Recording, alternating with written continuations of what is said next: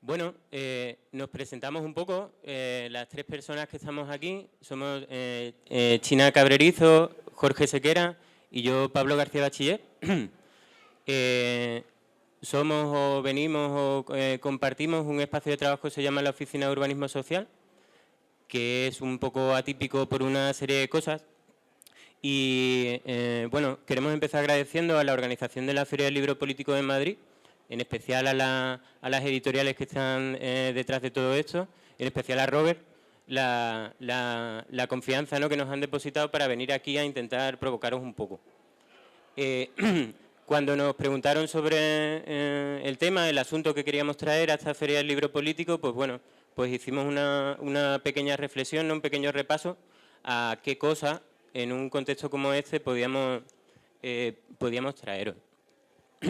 Y bueno, nosotras trabajamos en diversos ámbitos alrededor de esto de la ciudad, del análisis de la ciudad y del análisis de la construcción de la ciudad.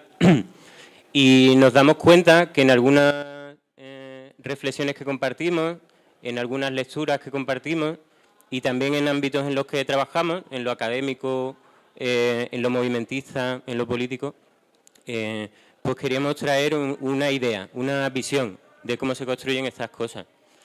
De ahí el título, ¿no? Titulábamos esta charla coloquio La ciudad como espacio político, imaginarios y deseos en pugna, ¿no? Nos parece que la construcción de la ciudad o la percepción de cómo se construye la ciudad tiene menos que ver con lo que habitualmente se explica, tiene menos que ver con el espacio, con los ladrillos, con el hormigón, con los titulares de prensa y a veces tiene mucha más importancia otra serie de percepciones que van haciendo esa construcción que llamamos ciudad. Esas otras dimensiones, ¿no?, tienen mucho que ver con los imaginarios y con los deseos, ¿no? Nos parece que la ciudad en la que vivimos, ¿no?, la ciudad neoliberal, está ¿no?, muy apoyada en la construcción del imaginario del consumismo, ¿no? Hace tiempo, ¿no?, que ya dejamos de ser ciudadanos en el territorio y pasamos a ser consumidores, y ese es un imaginario muy potente, ¿no?, que la ciudad consumo ha ido cultivando y produciendo durante todo este último ciclo. También pensamos que esta cuestión de los imaginarios y los deseos no solo es algo que emana de nosotros, ¿no?, o que emana de nuestras necesidades primarias, sino que es algo que se construye, ¿no? Pensamos que la ciudad que se proyecta, ¿no?, la ciudad que se piensa, la ciudad que se planifica, que no está normalmente en nuestras manos, ¿no?, sino que está en manos de poderes fácticos, de poderes políticos, es lo que construye nuestro imaginario, ¿no?, o el imaginario de las personas que vivimos en la ciudad. Lo que nosotras deseamos, ¿no?, los modos de vida que nosotras deseamos se construyen desde espacios que en los que no participamos. Bueno, en realidad lo que queremos hacer es invitaros a pensar con nosotras durante esta hora escasa sobre estos temas, ¿vale? Hemos preparado una serie de referentes, de asuntos, ¿no?, que suceden en Madrid y en algunas otras ciudades que a nosotros nos sirven para reverberar estos conceptos, ¿vale? Os vamos a hablar o arrancar conversaciones alrededor de estas situaciones, y os queremos invitar a que vosotras también nos contéis cómo para vosotras se construye ese imaginario de lo que queréis hacer en la ciudad y también de los temas o de los asuntos que nosotros vamos a poner en juego. Entonces, bueno, paso el micrófono a mi compañera China y también deciros eso, que en cualquier momento nos podéis interrumpir y podéis pedirnos la palabra. Buenas tardes, gracias a todas. Antes de aterrizar en casos, como decía Pablo, que son casos que probablemente todos y todas aquí conocemos, porque atraviesan nuestra ciudad, esta ciudad de Madrid y otros lugares donde vivimos y que además los vemos muchas veces en grandes titulares de prensa o de medios de comunicación, sí merece apuntar un dato un poco más teórico en relación a esto que introducía Pablo. Ya hace muchos años hubo algunos teóricos que nos dijeron que el espacio urbano, el espacio en general, no solo se construye desde lo material. En cambio, la construcción del espacio se conforma de 3 dimensiones, ¿no? Es lo que se ha venido llamando la teoría trialéctica de la construcción del espacio y tiene mucho que ver con todas estas cosas que vamos a ir comentando hoy. Hubo una persona que es bastante conocida, que es Lefebvre. Él arrancó aquella teoría, pero que luego han recogido otros. Uno de ellos es Eduard Soja, o Eduard Soja, como a Jorge le gusta nombrarlo, y que viene a decir eso, que la construcción del espacio se conforma de 3 dimensiones que se articulan entre ellas. La primera dimensión es la dimensión material. Evidentemente hay formas materiales que podemos ver, que podemos tocar y que crea, bueno, pues las formas, ¿no?, de nuestras ciudades, nuestros barrios, las tipologías de las casas, las tipologías de las calles, etcétera, etcétera. La segunda dimensión es la dimensión de la representación, que tiene mucho que ver con esto de los imaginarios, porque el imaginario es lo que conforma una representación en nuestras cabezas. Y la tercera dimensión es la vivencial o experiencial.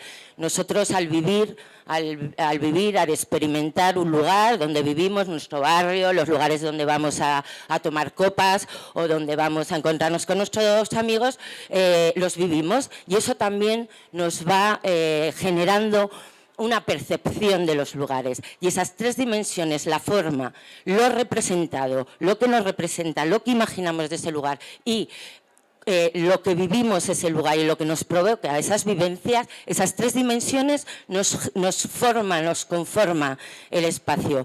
Por tanto, y enlazando con lo que introducía Pablo, nosotros ahora, y lo que vamos además a desarrollar un poco en esta ponencia, nos interesa más que la forma, las otras 2 dimensiones, lo imaginado y representado o lo vivido y experiencial. Y vamos a ir aterrizando cosas y casos que vamos a poder o intentar, porque no queremos obviar lo complejo del asunto. Vamos a intentar un poco ejemplificar qué es todo esto y decir además que en la actualidad creemos que estas 2 dimensiones, lo imaginado y lo experimental, lo vivencial, se usan estratégicamente mucho desde los poderes dominantes para la construcción de la ciudad contemporánea que hoy tenemos. Voy a pasar ya la palabra a Jorge, porque él va a empezar a aterrizarnos con algunos grandes titulares que creo que a todas nos van a sonar.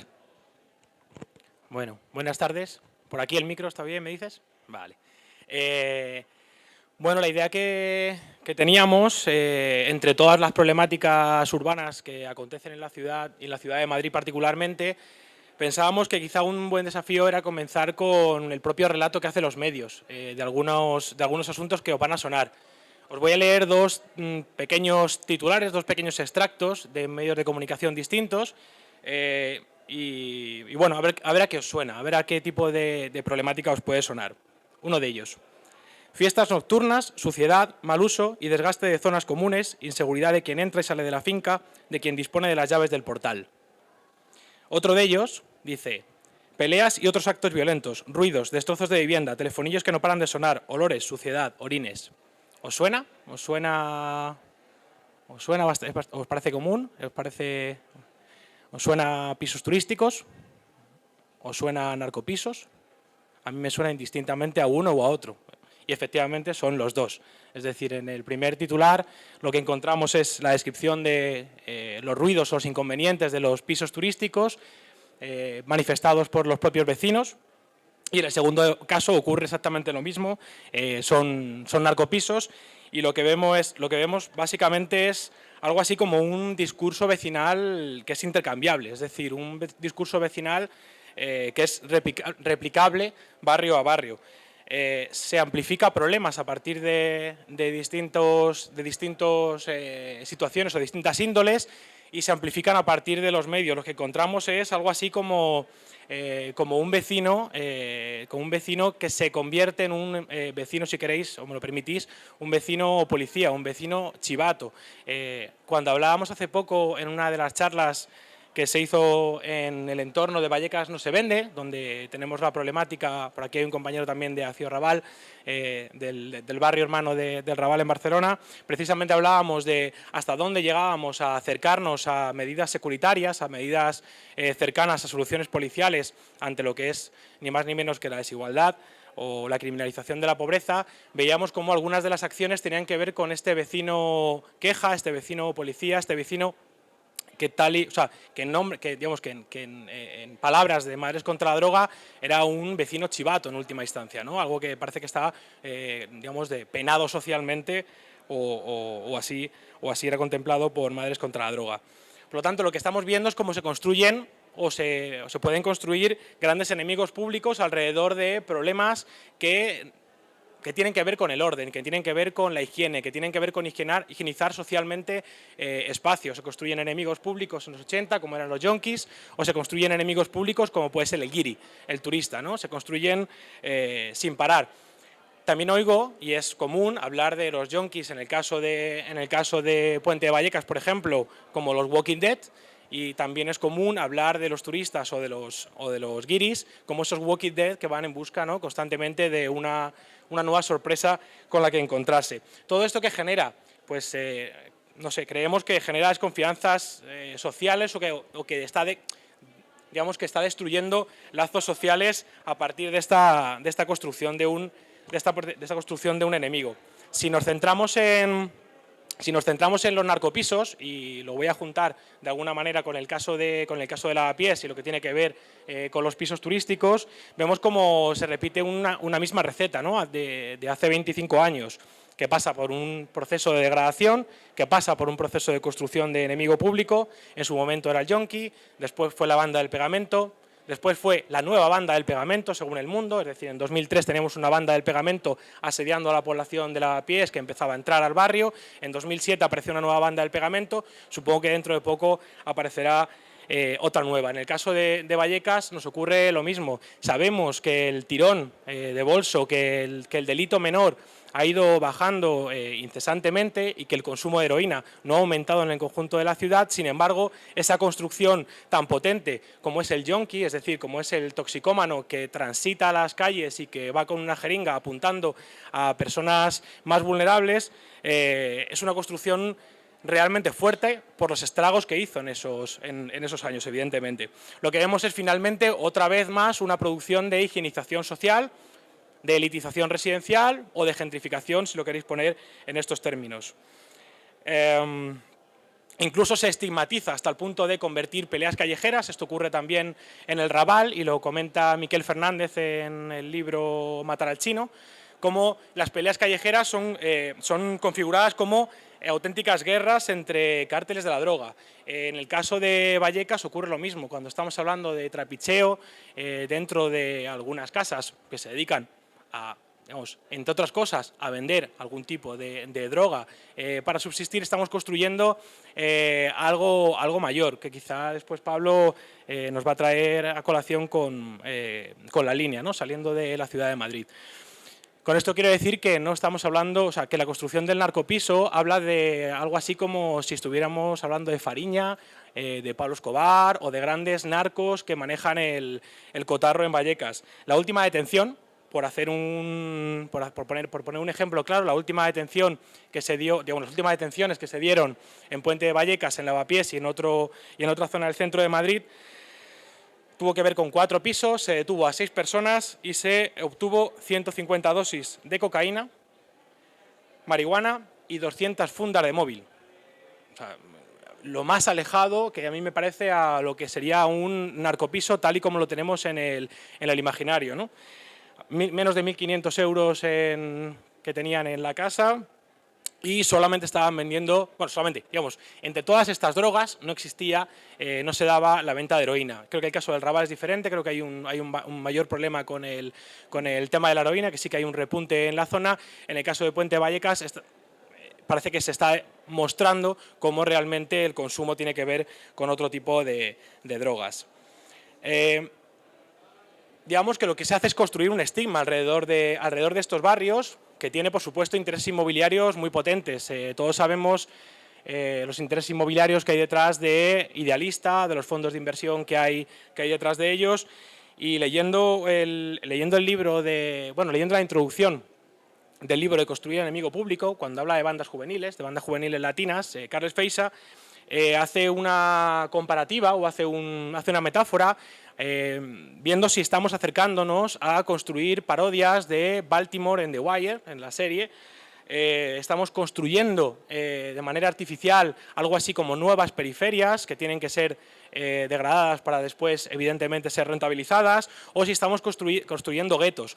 Es una palabra común también en Vallecas. Cuando se habla de gueto no se habla de un barrio, sino que los guetos son precisamente el lugar donde se consume esa droga. Fijaos hasta el punto en el que llegamos con los conceptos tan peligrosos.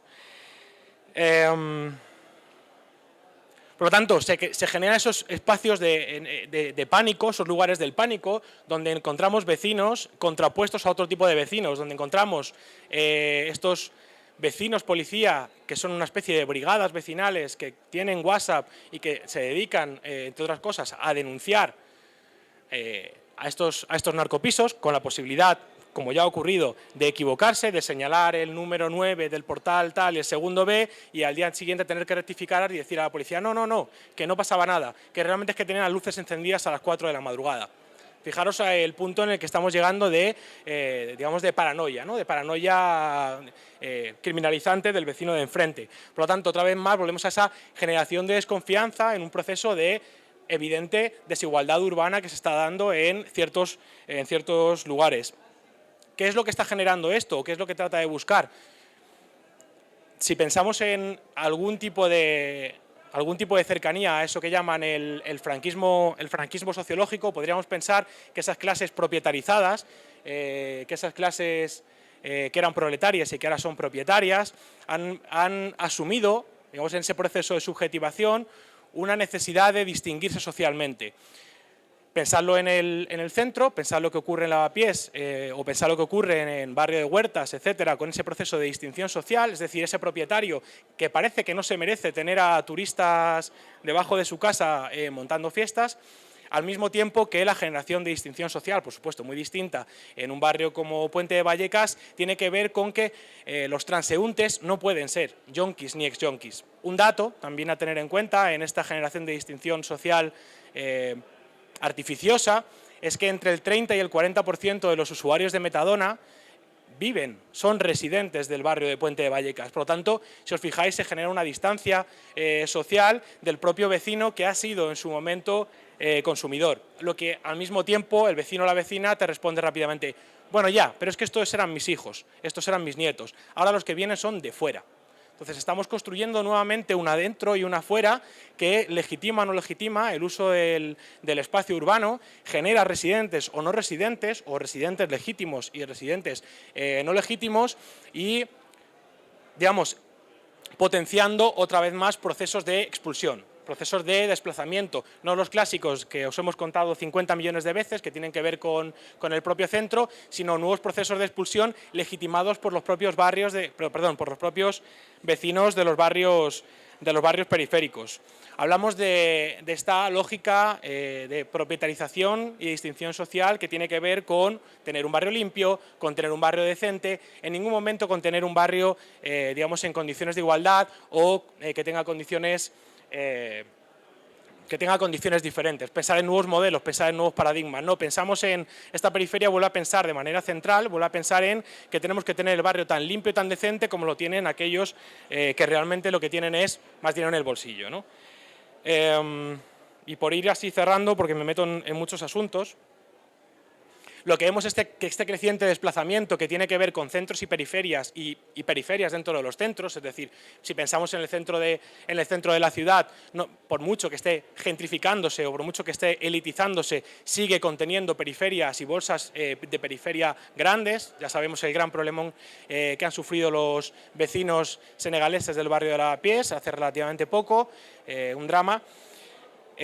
Podemos pensar en distintas formas de periferia que se dan en el centro, pero también al revés, es decir, dentro de la periferia se dan pequeñas centralidades, si queréis pequeñas moralejas, pequeños lugares que parecen al margen, sea porque tienen valladas sus propios edificios, sea porque tienen algún tipo de seguridad o sea porque lo reclaman, como es el caso nuevamente de Vallecas, donde se reclama y es reclamado por los vecinos, aunque sepamos que históricamente no han funcionado absolutamente, se reclaman 25 cámaras de seguridad, muchas de ellas puestas en lugares que no tienen nada que ver con ese trasiego del sujeto yonki.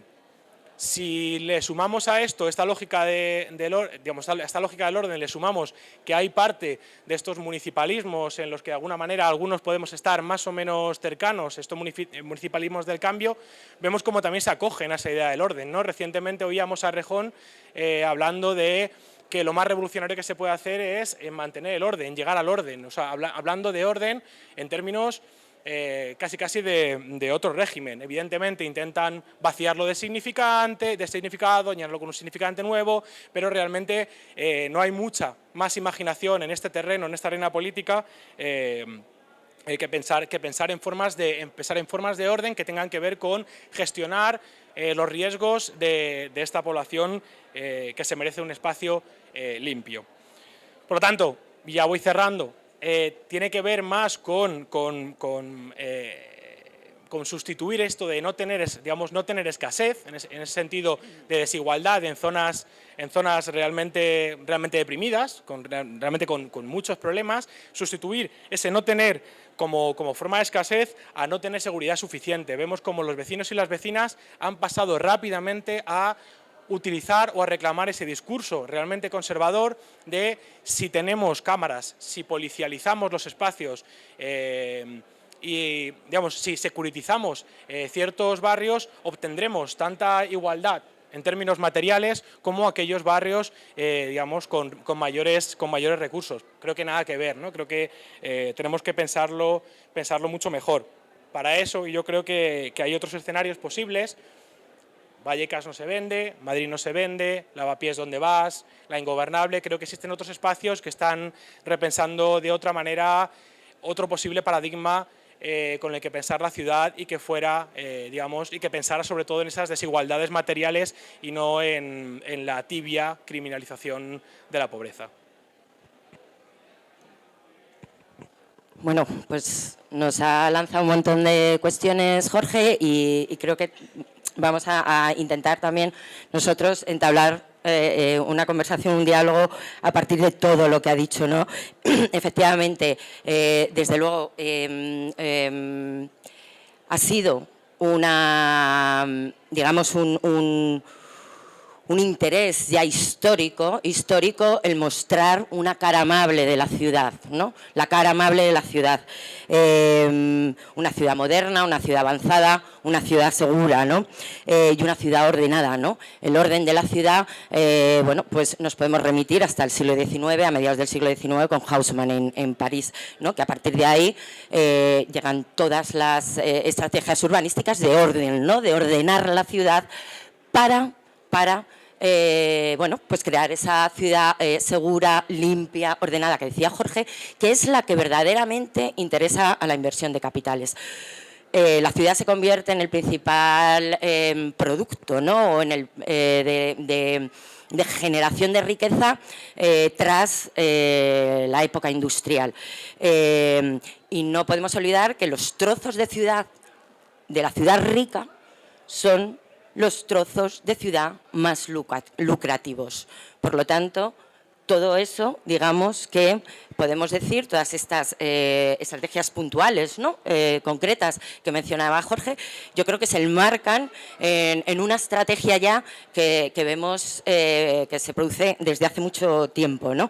En crear esa ciudad pues ordenada, limpia, segura, para la inversión de capitales y para la llegada de personas, desde hace mucho tiempo, en nuestro país en concreto, de turistas, ¿no? Entonces, en esa alianza ya también vieja entre el sector privado y el sector público que se alían, ¿no?, para ver cómo generan esta ciudad segura y esta ciudad ordenada, pues desde hace tiempo, y así volvemos, ¿no?, a ese tema que daba título a nuestra charla, desde hace tiempo se maneja muy bien toda esta cuestión de la representación mental de la ciudad y la construcción de discursos y la construcción de discursos a través de dirigir las subjetividades, ¿no? Y que es eso que nos decía Jorge, cómo consiguen dirigir las subjetividades de todos nosotras como vecinos y vecinas para que seamos nosotros mismos los que seamos los denunciantes y los que demandemos esa serie de soluciones ya también viejas, conocidas y que sabemos que realmente no solucionan muchos de los problemas que tenemos en la ciudad, por ejemplo, la colocación de cámaras, el aumento de presencia de policía, etcétera, etcétera, etcétera, que no hacen más que ocultar la ausencia de verdaderas políticas públicas reales que aborden cuestiones, en este caso, que tú lo has mencionado mucho, como la droga, ¿no? Para construir, y esto ya te lo lanzo porque te voy a lanzar el micro, para construir esos imaginarios creemos, ¿no?, que se ponen en juego un montón de instrumentos, ¿no?, lenguajes diversos, lenguajes orales, lenguajes escritos, visuales, múltiples dispositivos arquitectónicos, publicidades, guías, la guía turística. La guía turística nos condiciona y nos crea una representación de un lugar antes de llegar a ellos, antes de llegar a él, ¿no? Antes de viajar, nos consigue. En definitiva, estrategias de marketing aplicadas al ámbito urbano. Así como para dar un poquito no sé, Pues bueno, llevamos un buen rato. He contado 2 bostezos. La verdad es que no he podido mirar para todos los lados, así que supongo que habrá alguno más. Tampoco he visto ninguna mano levantada. Hablamos como muy rápido, ya nos veis, ¿no? Mezclamos muchos temas, no se nos entiende muy bien. Eso los del marketing lo hacen mucho mejor que nosotros y esa es nuestra dificultad. Si, aunque hablemos así de rápido y tal, de verdad, por favor, interrumpirnos. Bueno, para seguir o para intentar provocaros como desde otro sitio, yo tenía preparado como 2 asuntos más, ¿vale?, para pensar sobre esto. Si Jorge ha empezado un poco en la periferia de Madrid, tenía un asunto más que es más sobre el centro de Madrid y otro que es sobre la ultraperiferia de esta ciudad. ¿Cuál preferís? ¿Nadie prefiere ninguno? ¿Indiferencia? ¿Centro o ultraperiferia? ¿Ultraperiferia? Vale. Decían, recuerdo una charla de Richard Rogers cuando estábamos estudiando en Valladolid. No sé si conocéis a Richard Rogers. Es un arquitecto inglés que ha sido pope, ¿no? O que durante el final del siglo XX fue pope en la promoción de la idea ultraliberal de la ciudad, ¿no? Creo que era 2004 o algo así, en una conferencia en Valladolid, decía Richard Rogers que la cuestión de los estados, de la planificación territorial, iba a cambiar y que nos teníamos que dar cuenta, ¿no?, que entrábamos en un territorio de ciudades-estados compitiendo entre ellas. Esto lo hacía para explicarnos, ¿no?, cómo el Guggenheim había funcionado y lo que estaban haciendo en Avilés no iba a funcionar, ¿no? Y lo que estaban haciendo en Santiago de Compostela tampoco iba a funcionar, ¿no? Que esas ciudades-estados compitiendo entre ellas, pues al final, ¿no?, tendrían un proceso de selección natural. Yo creo que ahora en nuestro estado, ¿no?, en nuestra península, hay no sé si lo percibís, ¿no?, pero hay un proceso de recentralización, ¿no? Yo creo que podemos hablar de un estado-ciudad, ¿no?, de que la península ibérica, ¿no?, va acumulando centralidad en Madrid y se convierte, ¿no?, en un territorio, tanto desde el punto de vista material como social y político, al servicio de esta gran construcción de la megalópolis que es Madrid. Y bueno, para hablaros un poco de esto, os quería hablar de mi pueblo, de donde yo nací. Yo nací en la línea de la Concepción. ¿Alguien conoce? ¿Sí? ¿Tres manos? ¿Cuatro, cinco, seis, siete? Ven, no, os quería pedir, por favor, a alguna de vosotras que si habéis podido ver las noticias sobre mi pueblo que ha habido el último mes en medios de comunicación, si alguien las recuerda, si alguien recuerda alguna de las noticias. ¿Cómo? Tú lo recuerdas, ¿no? ¿Te importaría explicar lo que has visto en medios? Sí, estaban hablando del tema del narcotráfico que hay en la línea y que la pasividad que tienen las instituciones allí con el tema del narcotráfico. La verdad que eso parece ser que a mejor no va. Evidentemente se intenta mantener. El por qué se intenta mantener no tengo ni idea. A lo mejor están los ingleses por detrás, que quieren ampliar Gibraltar. Y nada más os puedo decir.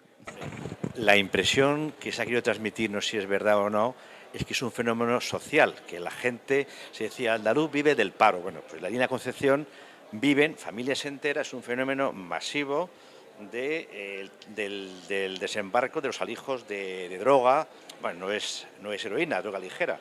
Entonces, más que de permisividad, es un problema de que hay que abordarlo muy profundo, a las raíces, y no creo que haya voluntad de nadie de ir a esto. Y lo de Gibraltar es muy importante, lo que planteabas tú, porque ese es el foco de todo, ¿no?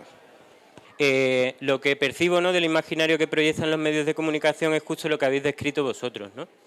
Que ha habido un incremento, ¿no? Ha habido una especie de necesidad de presencia policial vinculada a una especie de afloramiento o reafloramiento de la cuestión del narco en la línea. Y eso es, ¿no? En realidad la percepción de mi pueblo en el Estado español es esa, ¿no? Y viene siendo esa desde mediados de los 70, en realidad, ¿no? De cuando en medios de comunicación en España se empieza a hablar del tráfico de hachís como un asunto, ¿no? Bueno, pues sobre esa percepción os quería hablar. En mi pueblo y en el territorio donde yo nací pasan cosas, y están pasando cosas que tienen que ver con la producción de imaginarios y con la producción de espacio y de ciudad, que no tienen nada que ver con eso y que se expresan así, ¿no? Y se construye imaginario así, tanto entre los vecinos de la línea como entre toda la sociedad española, ¿no? En mi pueblo, que a día de hoy vuelve a ser, ¿no?, la ciudad... Bueno, yo digo pueblo porque en Andalucía hablamos así, pero es una ciudad de 70.000 habitantes, ¿no?, que está conurbada, ¿no?, con otra serie de ciudades, Gibraltar, San Roque, Algeciras, Los Barrios, Tarifa, que al final es una ciudad importante, ¿no? Cuando sumas todo eso, en un territorio más pequeño que Madrid, estamos hablando de 1 millón de habitantes, ¿no? O sea, en realidad es una metrópoli. Bueno, lo que pasa en la línea más importante, o la mayor incertidumbre que hay ahora, es alrededor del Brexit. ¿Sabéis lo que es el Brexit, no? Bueno, cuando también mirando en medios de comunicación, ¿no?, el asunto del Brexit me ha interesado mucho. Y cuando se habla en medios de comunicación en España del Brexit, el máximo espacio y tamaño, ¿no?, de noticias y historias es, ¿no?, pues una especie de deseo, ¿no?, vinculado a Madrid, ¿no?, a la construcción de Madrid como la centralidad de un Estado, de captación, ¿no?, de esos capitales que salen de Londres, ¿no? Si analizáis las noticias, la mayor parte de espacio tiene que ver con eso, ¿no? Un sentido de oportunidad del Estado-Ciudad España-Iberia, ¿no?, concentrado en Madrid, un análisis de oportunidad de capitales que van a llegar. En mi pueblo se ve de otra forma. En mi pueblo, que es la ciudad con más paro de España, se dice, ¿no?, que 20.000 personas cruzan a pie todos los días la frontera para trabajar. Para trabajar en un sitio, Gibraltar, que la reina de Inglaterra hace mucho tiempo, ¿no?, dijo que la estrategia era el turismo de lujo. Entonces, bueno, ahora en Madrid en los últimos meses sabemos un poco más, ¿no?, qué significa eso, el trabajo que hay detrás del turismo, pero en la Costa del Sol en realidad lo vivimos desde hace muchísimo tiempo, ¿no? Bueno, pues 20.000 puestos de trabajo en la ciudad con más paro de España y vemos, ¿no?, en el fondo de las noticias sobre el Brexit, ¿no?, que el presidente del Gobierno de España, Mariano Rajoy, ha estado negociando, no sabemos muy bien dónde, en qué despacho, las condiciones en las que va a quedar la frontera de Gibraltar después del Brexit, ¿no? Y a día de hoy nadie sabe si esas 20.000 personas van a seguir trabajando o no, ¿no? Y en mi pueblo hay hambre, ¿no? En mi pueblo yo he visto de chico cosas de desobediencia civil que no imaginaríais en Madrid, ¿no? He visto desobediencia civil de guardias civiles, ¿no? Guardias civiles viendo en la línea la pesca artesanal, ¿no? Que se lleva haciendo unos 15.000 años, está prohibida por la Unión Europea, ¿no? Echarse a la playa a coger unas almejas está prohibido. Que vengan los atuneros de Japón, no. Pero que las familias se echen a la playa está prohibido. Entonces yo he visto de chico familias, ¿no? De rodillas cogiendo almejas en la playa y el guardia civil mirando para el otro lado, ¿no? No hay guardia civil en España que tenga, ¿no? Una construcción de imaginario fascista suficiente para quitarle 3 almejas a una señora en la playa. Es muy importante. Bueno, me desvío, que cuando hablo de mi pueblo, la verdad, incluso me emociono. Lo que os quería decir es que la construcción de, ¿no? A nivel de imaginario de lo que es la línea está muy lejos de la realidad. Lo que ha pasado en este ciclo de noticias, que han llegado noticias que, hostia, ¿no? Que, ¿no? Jorge le parece que 150 papelinas en un piso de Vallecas es normal. Bueno, se lo paremos de Jorge. A nivel de escala, bueno, estamos hablando de otras cosas. Lo que ha pasado es que el ministro de Interior, y además vino allí a la línea a decirlo, ¿no? Las relaciones causa-efecto, ¿no? Entre una acción policial y la demanda de eso, como ha dicho Jorge, están siempre en cuestión, ¿no? Bueno, vino el ministro a decir que en la línea hacía falta triplicar el número de policías y lo hicieron, ¿no? En poco tiempo llegaron 60 policías nacionales nuevos, de la mitad norte de la península, con un objetivo claro, ¿no? Y después de eso empiezan las noticias. La primera era abrumadora, yo no sé si las recordáis. La primera noticia era, bueno, pues que habían detenido a un agente y más o menos es lo normal, ¿no? Pues en la detención le habían roto una pierna y un brazo al chaval y estaban, la noticia es en el hospital, ¿no? En urgencias del hospital de la línea están los policías custodiando a su detenido, ¿no? Que le están curando, y la noticia dice que 30 encapuchados entran en el hospital y a empujones de médicos y enfermeras, ¿no? Anulan a los 2 policías y recuperan al detenido, ¿no? Se lo llevan a casa. Eso como noticia es fuerte. Después, bueno, si volvéis a casa y la repasáis, hay otras 2 o 3 que tienen que ver con esto, ¿no? Acciones policiales en el espacio público y una especie de tumulto, ¿no? Que ese tumulto es lo que los medios de comunicación conceptualizan como la línea, ¿no? La línea somos ese tumulto, ¿no? Vamos al policía, les anulamos tal y recuperamos detenidos. Eso es una construcción de imaginario muy fuerte. Y en realidad, si haces un poco de zoom out, ¿no? Y dices, ¿no? La expectativa, lo que puede llegar a pasar es que 20.000 personas se queden sin curro, ¿no? Que el Ministerio de Interior de un Estado como el español triplica la presencia policial en la línea, ¿no? Y se hace este constructo imaginario a nivel medios de comunicación, pues es una pasada. A mí, a mucha gente de la línea, ¿no? Hace mucho tiempo nos da vergüenza cada vez que escuchamos a políticos españoles hablar de la línea, ¿no? Y ya la verdad es que desde que está lo del Brexit nos da muchísima vergüenza escuchar a políticos españoles hablando del Brexit y no hablando de la línea, es una barbaridad, ¿no? Y eso, bueno, es solo un apunte también para que reflexionéis, pero también para que pensemos cómo vemos, ¿no? La situación política del territorio de nuestra ciudad, ¿no? Que es toda la península, desde Madrid, y cómo se percibe o se construye desde la ultraperiferia, ¿no? Desde sitios como la línea, en el que la gente, ¿no? Tenemos que venir a Madrid, ¿no? A poder currar o atravesar la frontera todos los días y parece que es como de los territorios olvidados, ¿no? Bueno, esa era mi provocación ultraperiférica. Y ahora, no sé si os apetece decir algo de todo eso, si tenéis alguna experiencia, ¿no? Decíamos, había vecinos del Raval, algo sobre el imaginario de la droga y el territorio que os retumbe con todo eso.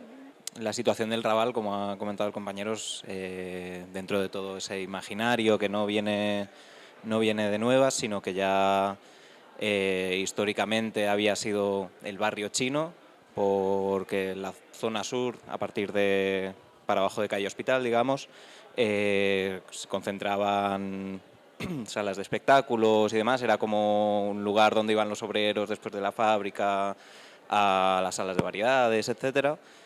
Y siempre ha tenido en la construcción esa mediática de la zona de las variedades, las putas, la droga, etcétera. En los años 80, en la Barcelona preolímpica, ya hubo, con el asunto de la heroína, hubo toda una acción política, mediática y policial de criminalización y de arrasar no con la droga, sino con aquellos supuestos espacios donde iban los temibles yonkis o donde se pinchaban los temibles yonkis, arrasando de paso con hostales donde vivía la gente más pobre, porque al fin y al cabo era donde podían ir a dormir después de gastarse el dinero para pincharse, ¿no? O para consumir o lo demás. Entonces ahora un poco lo que está sucediendo es en la misma línea que pasa siempre, esa criminalización de la pobreza, que para mí de alguna manera se consolida en no sé si habéis leído por casualidad la proposición de ley de garantía de la seguridad y convivencia ciudadanas frente a la ocupación ilegal de viviendas, que es la propuesta de Ciudadanos contra la ocupación y demás, donde, bueno, si tenéis la oportunidad, la verdad es que no tiene desperdicio, sobre todo ni que sea la exposición de motivos, donde, bueno, habla de ocupaciones por individuos o grupos de delincuencia organizada, entre paréntesis, a veces incluso por grupos terroristas y por antisistemas. Haciendo una separación entre las familias que necesitan protección, etcétera, etcétera, que han dejado de poder pagar la hipoteca, lo que sea, y los terribles criminales antisistema que ocupan para, no sé, desbaratar el orden constitucional o yo qué sé, este tipo de cosas que les pasan por la cabeza, ¿no? Entonces, en esa línea de generación del imaginario, cabría preguntarse, bueno, yo, por ejemplo, da la casualidad de que estoy ocupando, no podía pagar un piso en el Raval.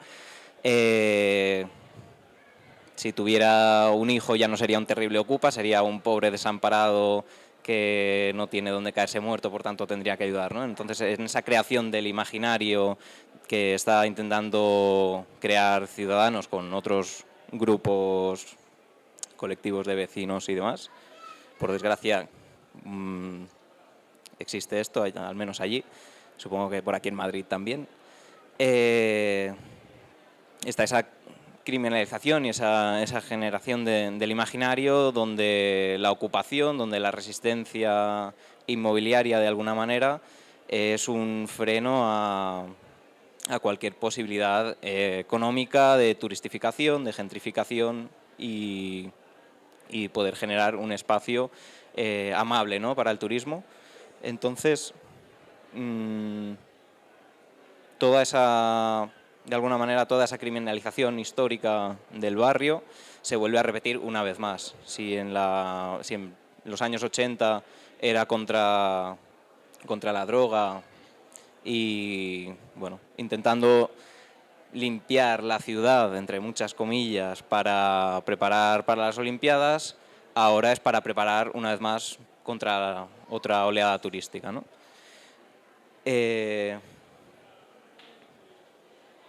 No sé qué iba a decir ahora. Un poco lo que se está moviendo en este sentido a nivel de vecindario y movimiento vecinal, por el momento, como le comentaba antes a China, uno de los grandes problemas es que realmente se está cayendo en esa línea de apoyo a la criminalización, el chivatismo, de alguna manera, de apoyar las actuaciones policiales y de generar esa paranoia. Desde luego no ayuda a intentar encontrar soluciones sociales, sino que de momento la única posibilidad, salvo algunas actuaciones o algunas acciones que se han hecho de organización vecinal, han ido siempre en la línea de tapiar y de cerrar espacios, dejando un barrio muerto y con las consecuencias que tiene en favor de una especulación a largo plazo, que es donde nos está abocando toda esta situación. Entonces, no sé, un poco en resumen, todo ese imaginario, esa generación del imaginario y de la... O sea, no sé cómo hacer el resumen final. Toda esa criminalización de tanto de la pobreza, del consumo de drogas y de la dependencia, que muchas veces es gente, bueno, aquí en Madrid no sé exactamente si es igual, pero en Barcelona sí que existe quizá una diferencia, que sí que hay un turismo, sí que hay en ese sentido gente que va al barrio que no es residente, pero en cualquier caso eso no debería conllevar la criminalización del barrio en sí misma, porque es igual, me he perdido la línea de lo que quería decir. De alguna manera nos parece muy importante en el barrio del Raval, es decir, cuando miran los titulares de prensa, se habla de narcopisos ocupados, ¿no? Estamos jugando con los significantes, los imaginarios, y ya es un imaginario que se está convirtiendo en hegemónico, ¿no? El ocupa es malo, por ende. Y cabe destacar que bueno, en las coordinaciones de vivienda y de grupos de vivienda preferimos hablar de narcoespeculación, es decir, hay una serie de pisos que cuando se ocupan los mismos propietarios no denuncian. Y sin embargo, cuando se ocupan para cuestionar la propiedad privada o como mecanismos performativos para entender la ciudad y en particular la vivienda desde otra perspectiva mucho más crítica, es decir, el ejercicio de construir ciudad y de manera colectiva, es muy necesario cambiar. Es decir, un piso se ocupa en Barcelona y lo ocupan en particular grupos delictivos de narcotraficantes y no hay denuncia. Hay una connivencia entre las inmobiliarias y los narcopisos, mientras que cuando se ocupan por otros motivos, ya rápidamente hay una denuncia y se abre un procedimiento judicial, ¿no? Por lo tanto, nos parecía muy importante destacar, ¿no?, esa diferencia, ¿no? No meter todo en el mismo saco y tratar de construir los medios de prensa, construyen los imaginarios, pues desde abajo necesitamos construir otros imaginarios, ¿no? Que, bueno, política patronal, autoorganización vecinal, es muy importante, no solo quedarnos en una especie de contra, ¿no?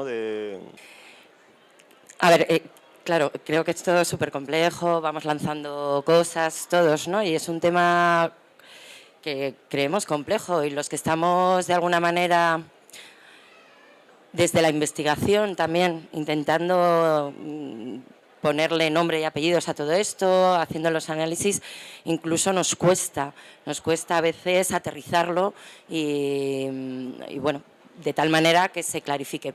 Pero en todo caso yo creo que todos estos elementos que se están mencionando ya no es un debate de sí o no a la droga, sí o no a ocupar pisos, sí o no. Es un debate de qué políticas públicas, o sea, qué políticas se están realizando para abordar, por ejemplo, el tema de los consumos de drogas o prevenir problemas de drogas o otro tema de cuestiones. ¿Qué política pública se está llevando a cabo con el tema de la vivienda, ¿no? O muchas otras. Y realmente, pues un poco es... un poco va en ese sentido, ¿no? Que realmente es una ocultación o es una manera de ocultar la falta de política pública por un lado y luego lo que decíamos, ¿no? Esa lógica de ordenar la ciudad, tranquilizarla, amabilizarla para el libre y estupendo flujo de los capitales. Para salirnos también un poco del tema de las drogas y de toda esta cosa, los imaginarios también fluyen de una manera loca con todo el tema del consumo, ¿no? Pablo antes también mencionaba al principio que nos han hecho consumidores, ¿no? Y a mí no me quiero ir de aquí también sin mencionar un bicho que tenemos aquí enfrente, que justo si os asomáis, los que no sois de aquí, si os asomáis incluso por estas ventanas, vais a ver el centro comercial más grande construido en el centro de Madrid de la historia de nuestra ciudad, ¿no? Es un narco, y sí, un narco que viene en barco porque está al lado del río, además, ahí varado, ¿no? Bueno, pues simplemente, bueno, es un centro comercial donde puedes ir, hay una clínica de inseminación, ya. O sea, que puedes irte a comprar una camiseta, puedes comerte una hamburguesa y luego por la tarde irte a comprar también un tratamiento de inseminación. Pero lo que me gustaría destacar es cómo se está vendiendo, cómo se vende. Y todo esto está ocurriendo mientras ocurre esto en Vallecas, mientras ocurre esto en el Raval, mientras ocurre también en Tetuán. Tetuán, junto a Cuatro Caminos, tiene un proceso muy similar ahora mismo de este que estamos comentando en Lavapiés, en Vallecas y tal. Mientras tanto, ocurre esto, ¿no? Un gran centro comercial que se vende con una pantalla brutal que dice, ya no te dice una nueva forma de comprar, te está diciendo una nueva forma de ver la ciudad, te ofrece una nueva forma de comprender la ciudad y de ver la ciudad. Ha caído en un barrio bastante obrero y humilde, como es el distrito de Usera, que es justo el que tenemos aquí enfrente del río, donde probablemente es relativamente reciente todavía el centro comercial, habrá que esperar un poco a ver el impacto, pero probablemente muchos de los pequeños comercios de su alrededor estarán empezando a cerrar, pues porque ya eso lo tenemos muy experimentado, ¿no? Pero el hecho es que ha hecho moderno también en el imaginario de muchos vecinos y vecinas, ha hecho moderno al barrio de Usera, ¿no? Por fin tenemos nuestro centro comercial tan moderno, tan luminoso, o sea, que manejan muy bien, ¿no? Manejan muy bien los discursos, consiguen manejar nuestros imaginarios y consiguen, pues llevarnos un poco por su camino, ¿no? Se han apuntado posibles respuestas que también podemos abordarlas o ir abordándolas por ahí. Sí, tenemos cuartelillo, organización, tenemos cuartelillo. Sí, si queréis seguimos un ratito más. Yo eso que decía último China y también como de, ¿no? Algo que también me parece muy interesante, hablamos de la ¿no? Estamos hablando sobre la construcción de imaginarios sobre asuntos concretos que suceden en la ciudad.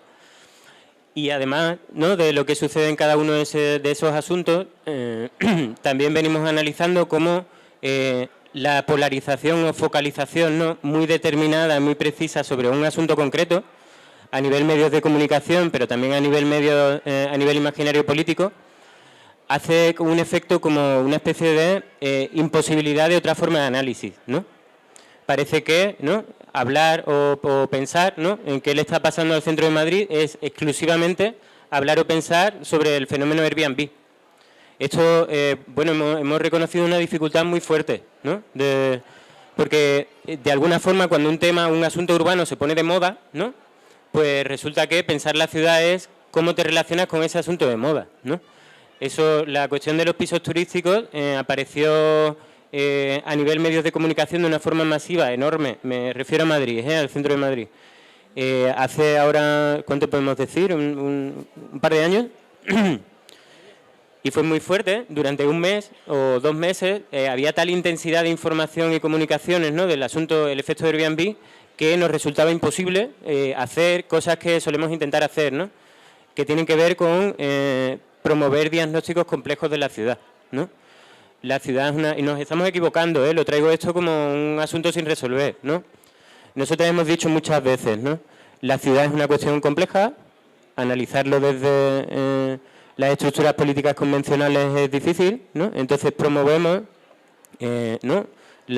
Procesos de cooperación comunitaria, ¿no? A nivel barrio, a nivel ciudad, llamamos diagnóstico colectivo, ¿no?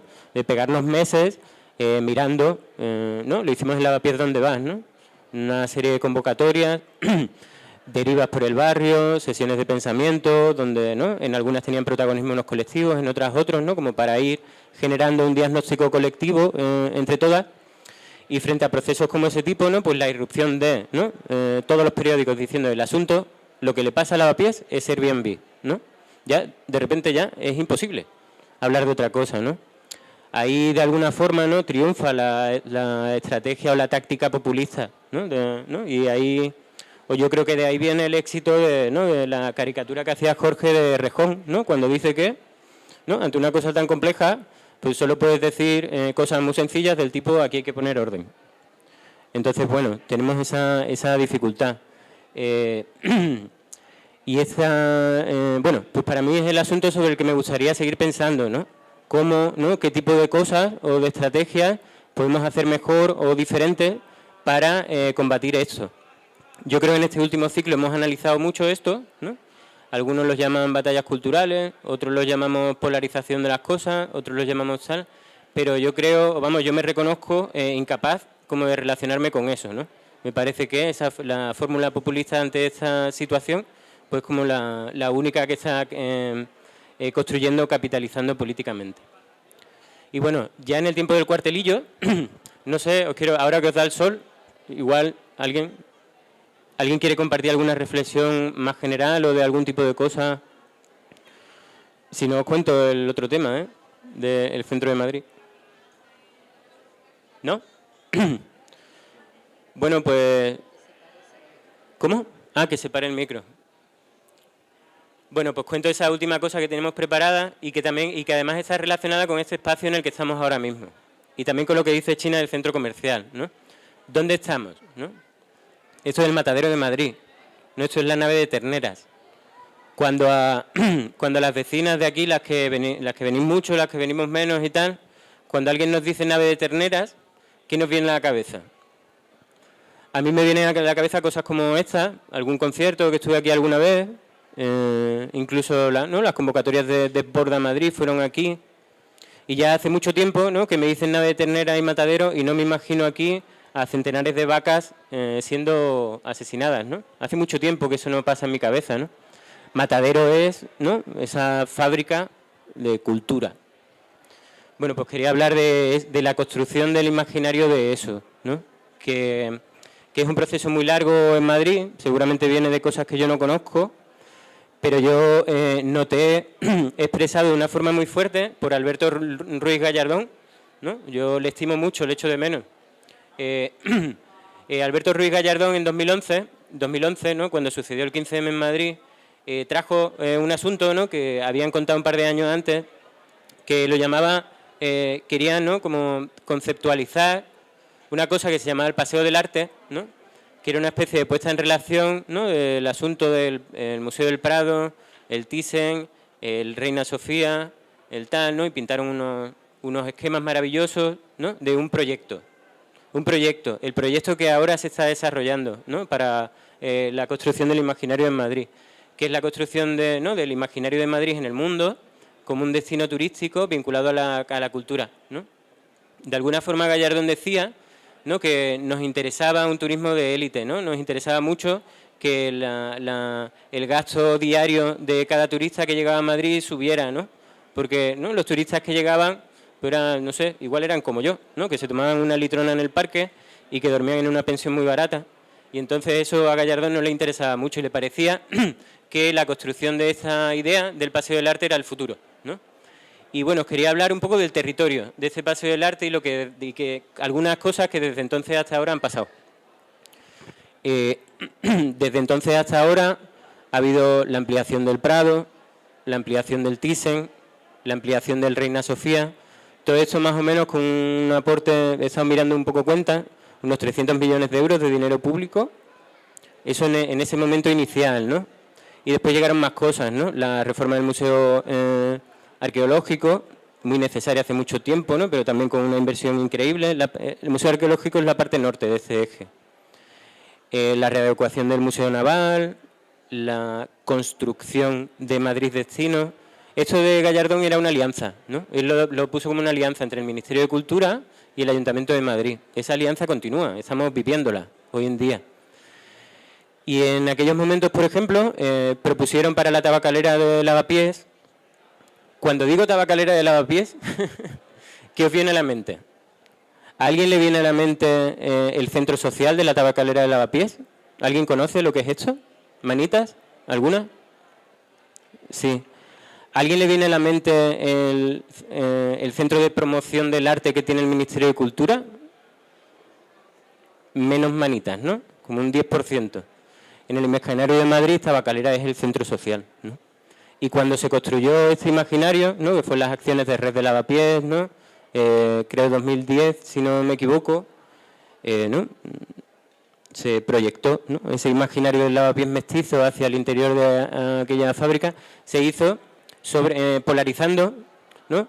Y aquello salió bien porque nos salen bien las cosas a veces a nivel de imaginario cuando polarizamos, ¿no? Cuando somos un poco populistas, ¿no? Allí había un proyecto que era el Museo Nacional de las Ciencias Visuales, que tenía, ¿no?, por asignar un presupuesto de muchísimos millones de euros para reformar la tabacalera de Lavapiés. Y bueno, cuando llegó el momento de hacer esa obra, pues ya no había la máquina de hacer billetes y no lo hicieron, ¿no? La construcción del imaginario de tabacalera de Lavapiés se produce en polarización con ese, ¿no? Un museo nacional de las artes visuales que cuesta 300 millones de euros en un contexto de comienzo de crisis, pues no era muy popular, ¿no? Y en cambio, ¿no?, un edificio industrial vacío, una gente que va a hacer aquí cosas, pues tenía mucho recorrido por delante. Aquello pasó en aquel momento, pero os quería contar algo que está pasando en estos meses, ¿no? La continuación del plan de Gallardón. Leemos en medios hace poco que el Ayuntamiento de Madrid, en la forma de Luis Cueto, ¿no?, ha llegado a una alianza con el Ministerio de Cultura para traer a una fundación de Miami, que es la Fundación Elías Cisneros. ¿A alguien le suena Elías Cisneros? A nadie, ¿verdad? ¿Así a usted? Bueno, pues es una mujer que tiene una fundación en Miami que lleva mucho tiempo pues coleccionando arte contemporáneo iberoamericano, ¿no? Dicen que es la colección de arte contemporáneo iberoamericano más grande que hay en este planeta. Bueno, pues Luis Cueto, Ministerio de Cultura actual, esta fundación llega a un acuerdo para resignificar la tabacalera, que lo podéis ver en medios de comunicación de los últimos tiempos. Y el proyecto es muy curioso, porque ponen, ¿no?, la mejor planta, que es la tercera, que muy poca gente ha visto porque está cerrada, es espectacular. Es para la Fundación Elías Cisneros, la sala de promoción del arte crece un poco, y la nave central, o sea, el espacio, lo que el Centro Social Tabacalera considera como su foro, ¿no?, como su espacio representativo, ¿no?, el espacio central, se lo dan al Reina Sofía, ¿no? El Reina Sofía, en la construcción del imaginario de los comunes urbanos, de los centros sociales en el Estado español, ha tenido un papel en los últimos tiempos, por ejemplo, en defensas de proyectos como el de la Casa Invisible en Málaga y algunas otras aventuras. Y ahora resulta que en el reparto del puzzle del pastel, el Ministerio de Cultura coloca al Reina en el espacio del centro social, ¿no? Es habilísimo. El ministro de Cultura que tenemos ahora mismo es un tipo muy hábil en la construcción de imaginarios y de ciudad. Y está haciendo eso, ¿no? Está haciendo que una institución, bueno, poned el adjetivo que queráis, al Reina Sofía. Para mí, ¿no?, una institución cultural progre, ¿no?, pues la ponen en conflicto, ¿no?, con sus bordes de relación al ponerle en el lugar simbólico del centro social. Y entonces, bueno, a ver qué pasa, ¿no?, con este potaje de construcción de imaginario. Tenemos, ¿no?, a una asamblea del centro social que está intentando problematizar esto, con poco éxito por ahora. Tenemos al Reina Sofía muy incómodo con esto, pero al mismo tiempo, ¿no?, queriendo tener un espacio diferente. Tenemos una fundación americana de yo que sé qué, y tenemos tal. Entonces, bueno, este lugar, Matadero Madrid, tiene mucho que ver con esto, ¿no? Estos espacios, sobre todo, están bajo el control del Estado, ¿no? Reina Sofía y el Prado y el Museo Arqueológico y el Museo Naval son museos nacionales, ¿no? Tienen casi rango de ministerio.